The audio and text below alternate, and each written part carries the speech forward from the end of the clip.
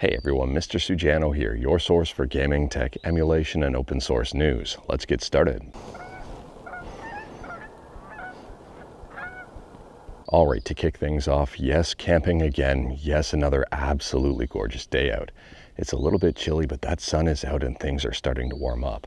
The mosquitoes are absolutely awful this time of year. I've got a ton of mosquito repellent on and they're still finding holes in the repellent armor to bite. But anyways, come along with me on my morning walk while we talk some news. So before we get started, we always try to find fluffs in these camping videos, and I think this one will suffice. This is a blue jay just having a morning bath.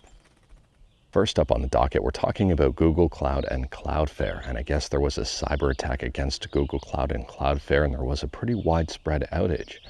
It was only for, I think, a few hours, but at the same time here, it did affect a whole bunch of different services, including Nintendo Switch Online. Taking a look at Nintendo's website right now, and it does seem that everything is now back online and A-OK, but if you were having issues with Nintendo Online, basically everything, from my understanding, was completely out.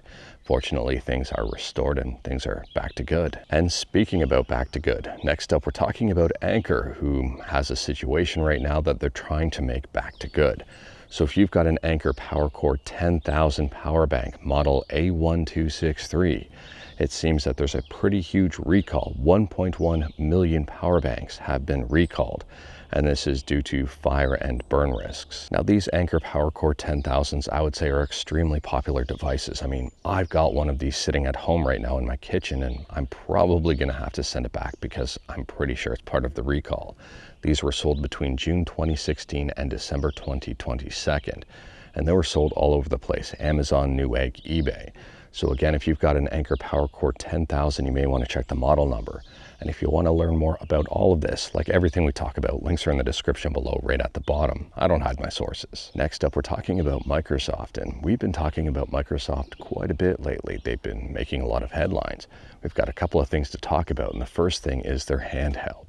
So we've talked about this one before when it was in development, and then we talked about their collaboration with Asus for the Asus Xbox Ally.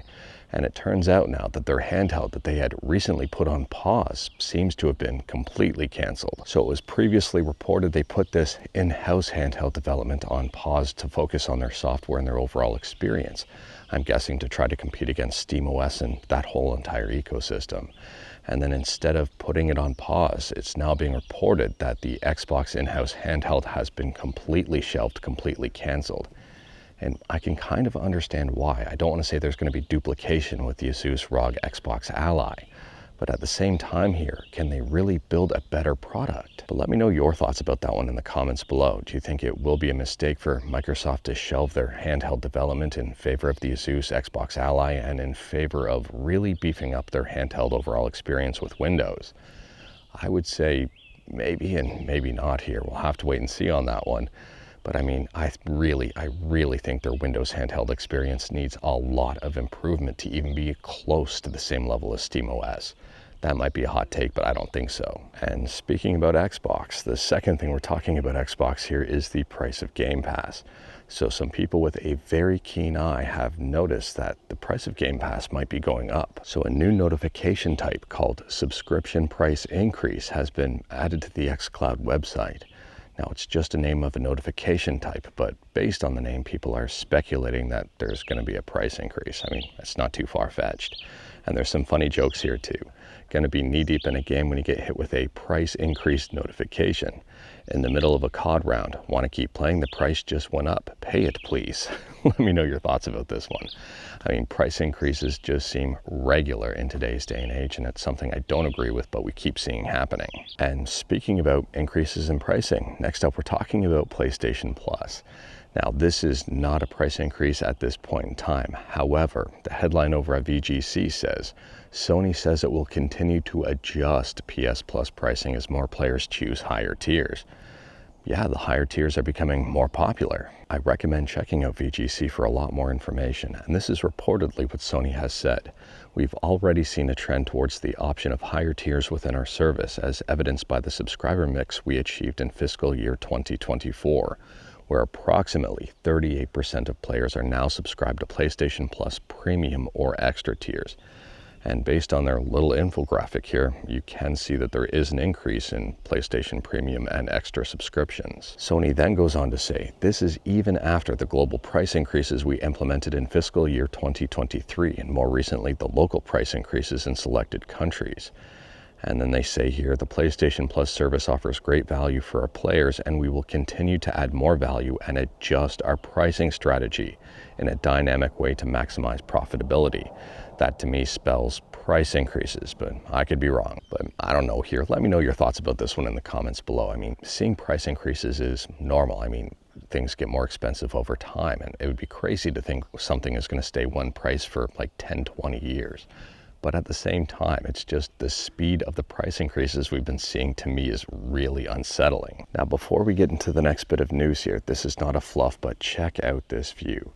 It is absolutely insane. And this is why I love camping. Well, one of the many reasons I love camping and love going on morning walks. I mean, check this out. It's a beautiful path right up to the waterfront here. And I mean, there are a lot of mosquitoes, but at the same time, this is bliss. But moving on from that, and well, I guess not really. I mean, the view's still right there. Next up, we're talking about Playnite. And for those who may be unaware, Playnite is an open source video game library manager and launcher with support for third-party libraries like Steam, Epic, GOG, EA App, Battle.net, and others. It includes game emulation support, providing one unified interface for your games. And Playnite just got a brand new update. So at the time of filming, version 10.36 is the latest update. And there is an important announcement here. This update clears existing web view data and will likely invalidate authentication sessions for various library integrations. But there are a bunch of fixes and improvements and brand new stuff here. I mean, for example, this is a nice quality of life feature. Automatic library data backups are enabled by default for new installations. Software tools, third-party clients, and extension menu items are available in full screen mode. They've added an N64 emulator here called Gopher64.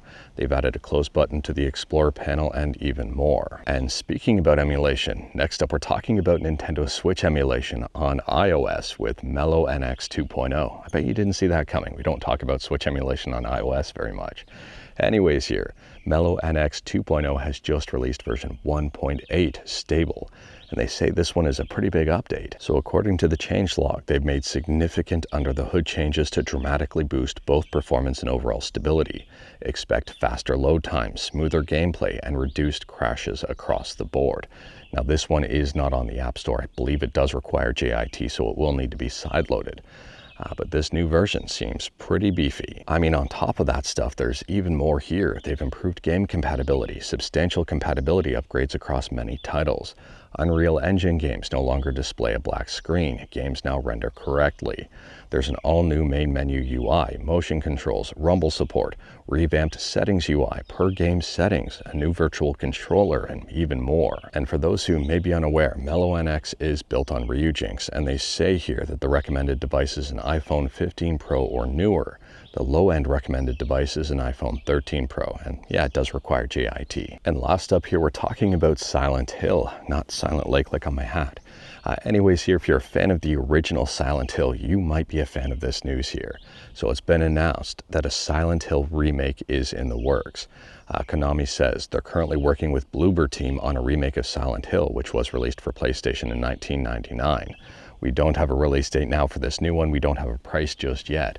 But I think a lot of people are going to be excited about this one. And if you are, and if you aren't, let me know your thoughts in the comments below. But anyways, that is all I've got for you in this one. Straight to the point, all stuff and no fluff, except for the blue jay at the beginning of the video.